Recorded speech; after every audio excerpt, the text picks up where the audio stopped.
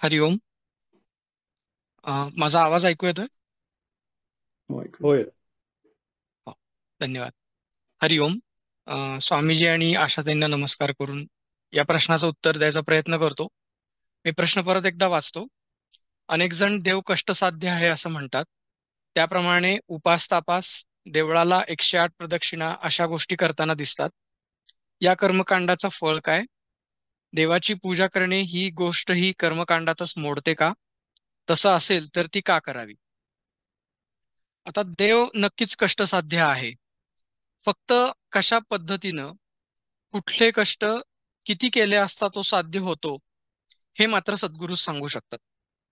आपल्या कष्टांना ही दिशा असणं हे फार आवश्यक आहे. उपोषणे निष्ठा नेम, परमसायासी केले कर्म, फळची पावती वर्म चुकले प्राणी, यज्ञादिके कर्मे केली, हृदयी फळाशा कल्पिली, आपले इच्छेने घेतली सुती जन्मांची, करुणी सायास केला 14 विद्यांचा अभ्यास, रिद्धी सिद्धी सावकाश वोळल्या जरी, तरी सद्गुरु कृपे विरहित, सर्वथा न घडे स्वहित, येमपुरीचा अनर्थ चुकीना येणे, असं समर्थ म्हणतात. सो आपल्याला सद्गुरू हेच हा मार्ग दाखवू शकतात.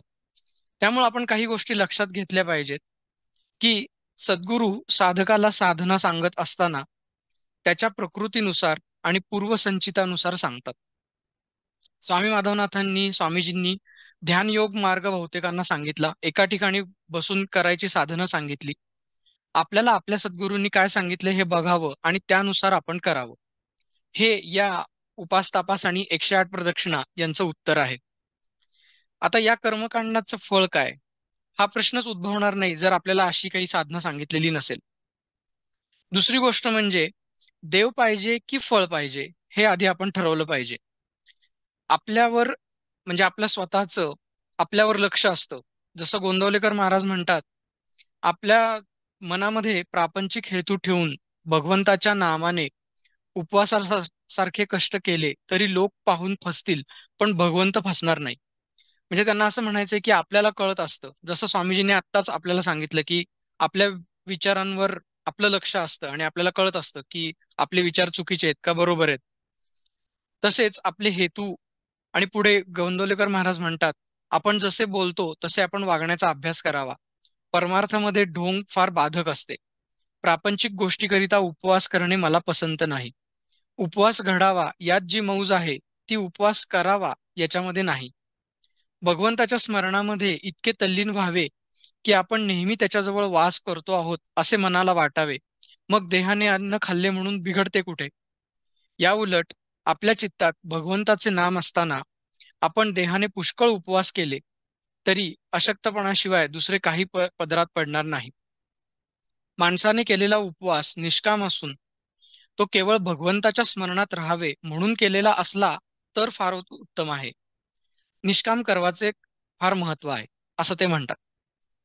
आता देवाची पूजा ही करणे कर्म ही गो पूजा करणे ही गोष्ट कर्मकांडातच मोडते का? तर हा जो प्रश्न आहे हा प्रश्न ती टाळण्याकडे झुकणारा आहे.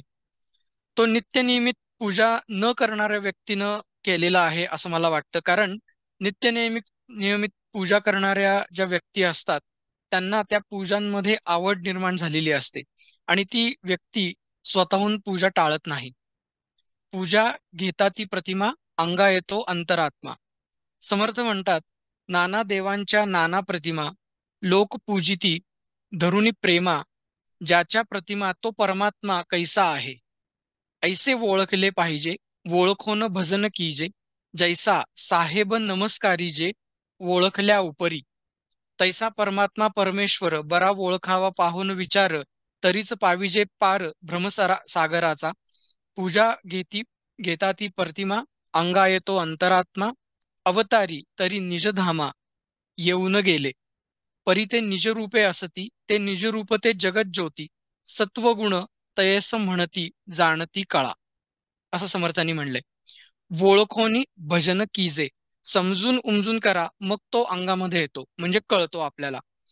समजून उमजून पूजा केली तर जगत ज्योती म्हणजे जाणती कळा निजरूपातच असलेली आपल्याला समजते.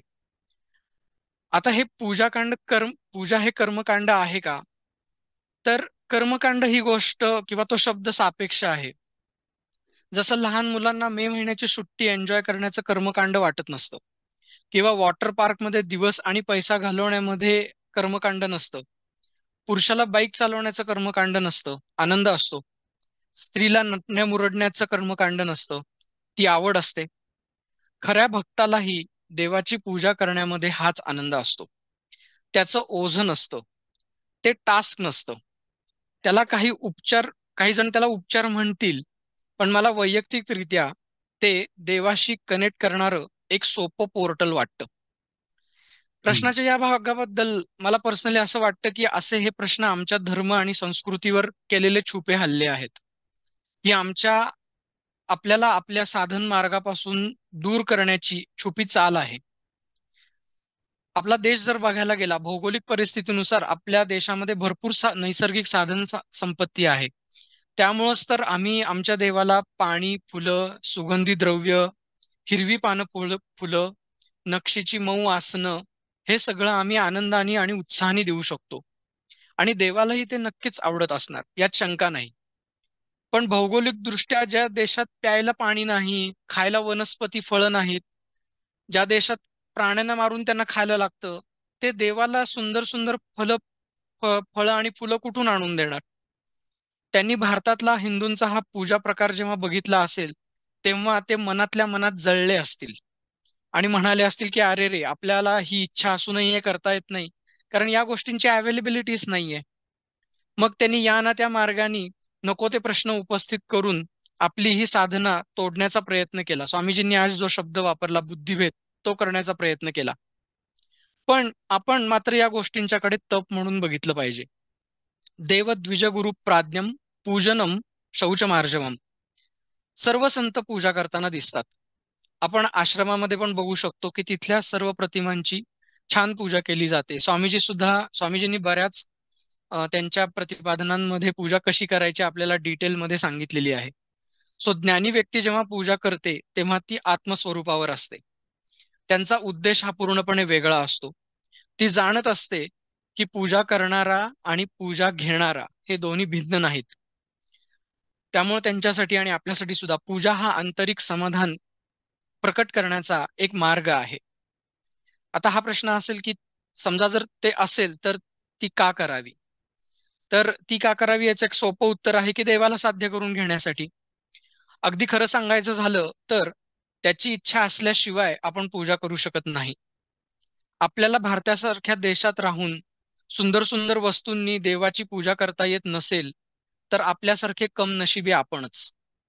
सुंदर सजवलेल्या पुष्परचनेनी, सुवासिक गंधांनी केलेल्या सुपूजित देवालयातून देवाकडे बघताना आपल्याला मन आपोआप प्रसन्न झाल्याची अनुभूती येते. तशी पूजा घरी वेळेअभावी मला करता येत नव्हती, याची थोडी खंत मनामध्ये होती. ऑफिसच्या वेळेमुळे असं येत असतानाच खंत मनामध्ये बॉसनी तिथल्या पूजेची जबाबदारी मला दिली. आता रोज मी ऑफिसमध्ये कामाची सुरुवात तिथल्या देवालयात देवाची यथासांग पूजा करून करतो. ती मला कर्माच्या पूजेलाही सहाय्यभूत होते. त्यामुळं आपण करत नाही, तो करवून घेतो. याचं दुसरं एक उदाहरण असं आहे की भोसले नावाचे एक सायंटिस्ट आहेत. इस्रोमध्येच होते ते, आणि त्यांनी अब्दुल कलामांना सहाय्य केलेलं होतं. त्यांची अशी एक स्टोरी आहे की ते कोल्हापूरचे असून सुद्धा ते कधी महालक्ष्मीच्या देवळात जात नव्हते. आणि त्यांची बायको त्यांना अशी म्हणायची की अहो एकदा तरी चला, पण ते काही जायला तयार नव्हते. पण एक दिवस असा आला की महाराष्ट्र शासनानेच त्यांना किरणोत्सर्गांचं एक अडथळा येत होता देवीच्या पायापाशी, त्याचं काम त्यांनी दिलं की तुम्ही हा प्रॉब्लेम सॉल्व्ह करा. आणि मग ते सगळं ते लेझर त्यांचे सगळे ते डिव्हायसेस घेऊन देवीच्या पायापाशी गेले आणि त्यांनी त्यांचं काम केलं. सो त्यांनी विज्ञान दिनाच्या दिवशीच आम्हाला ही गोष्ट सांगितली की या सगळ्या देवाच्या इच्छेने चालणाऱ्या गोष्टी आहेत. सो पूजा करायला मिळावं ही आपण एक संधी मानावी. तसंच काही काही लोक असं सांगताना आपण बघतो की आमच्या धर्मात मूर्ती पूजा करायची नाही असं सांगितलेलं आहे. आणि असेच तेच लोक आपण देवीला नवस बोलताना आपण बघतो.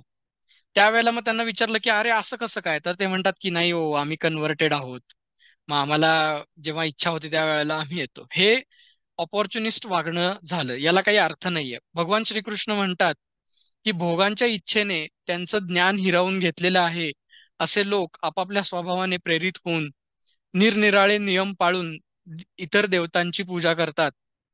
असा जो सकाम भक्त त्या देवता स्वरूप श्रद्धेने त्या देवतेचे पूजन करतो, त्या त्या भक्ताची त्या त्या देवतेवरील श्रद्धा मी दृढ करतो. आता ह्याच्यात दोन भाग आहेत. एक लक्षात घेतलं पाहिजे की सकाम पूजा ही काही देवाला मान्य नाहीये. त्यामुळे श्रद्धेने पूजन करणं हे महत्वाचं असून त्या त्या गोष्टीला मात्र श्रद्धेने पूजन करणाऱ्या गोष्टीला मात्र भगवंताचा पाठिंबा आहे. ती पूजा सकाम होऊ नये याच्यासाठी आपल्याला मात्र सवय थोडी लागेपर्यंत त्याच्यावर लक्ष ठेवून की आपण सकाम पूजा करत नाहीये ना, अशा गोष्टींनी लक्ष ठेवून ती आपल्याला पूजा करायला लागेल. रामकृष्ण परमहंस पूर्णज्ञानी असून सुद्धा शास्त्रोक्त पूजा करायचे, पण ते पूजेमध्ये इतके एकरूप व्हायचे की मातेच्या ऐवजी स्वतःलाच गंध लावायचे, स्वतःवरच उपचार करून घ्यायचे. एवढ्या एकरूपतेसाठी तेवढी तन्मयता पाहिजे आणि त्यासाठी आधी आपण सुरुवात तरी करायला पाहिजे. मी आधी म्हणल्याप्रमाणे आपल्याला जे काही मिळालेलं आहे, शॉपिंग करायला मिळतं, कुठं मजा करायला मिळते, या सगळ्या गोष्टींच्यासाठी आपल्याला जो काही पैसा मिळतो, जे काही मिळतं ते आपल्याला देवाच्या कृपेनंच मिळालेलं आहे. मग त्यासाठी थोडेसे थँक्स म्हणण्यासाठी तरी आपण ऍटलिस्ट देवाची पूजा करायला पाहिजे. त्याच्याशी गुज करण्यासाठी, आपले विचार त्याला सांगण्यासाठी तरी त्याला आपण त्याची पूजा केली पाहिजे. असं म्हणण्यासाठी की मी कोणी नाही, माझं काही नाही, तूच सर्व काही आहेस, तुझंच सर्व काही आहे, तुझी इच्छा तीच माझी इच्छा, हे म्हणण्यासाठी पूजा ही एक चांगली इव्हेंट आहे. तो दिलेला एक चांगला आपल्यासाठी एक ऑपॉर्च्युनिटी आहे. सो या गोष्टींना जर आपण समराईज करायचं म्हणलं तर सारांश असा की अनेक जण देव कष्टसाध्य आहे असं म्हणतात, तर हो, त्याप्रमाणे उपास तापास, देवळाला 108 प्रदक्षिणा या कर्मकांडाचे फळ काय? तर याच्यासाठी उत्तर आहे की सद्गुरूंनी सांगितल्याप्रमाणे करावे. त्याच्यानंतर देवाची पूजा ही गोष्ट कर्मकांडातच मोडते का? तर नाही, ती आवडीनं करायची गोष्ट आहे. आणि तसे असेल तर ती का करावी? तर त्याचं उत्तर आहे देवप्राप्तीसाठी करावी. हरिओम.